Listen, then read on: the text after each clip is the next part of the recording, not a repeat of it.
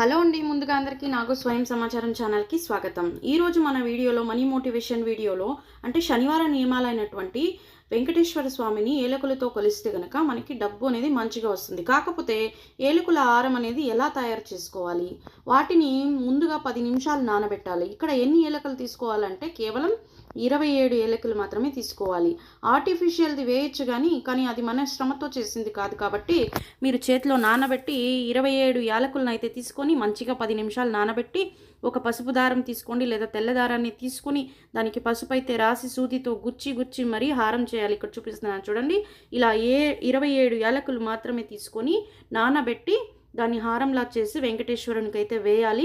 ఇలా 8 శనివారాలు చేసి ఆ హారాలను అన్నింటినీ మీరు డబ్బు పెట్టే చోటైతే దాచిపెట్టి ఎప్పుడైనా హోమాలు జరిగేటప్పుడు అందులో వేసినట్టయితే కనుక మీకున్న నెగిటివ్ ఎనర్జీ అంతా పోయి మంచిగా డబ్బు అనేది వస్తుంది. మీరు చేస్తుంటేనే మీకు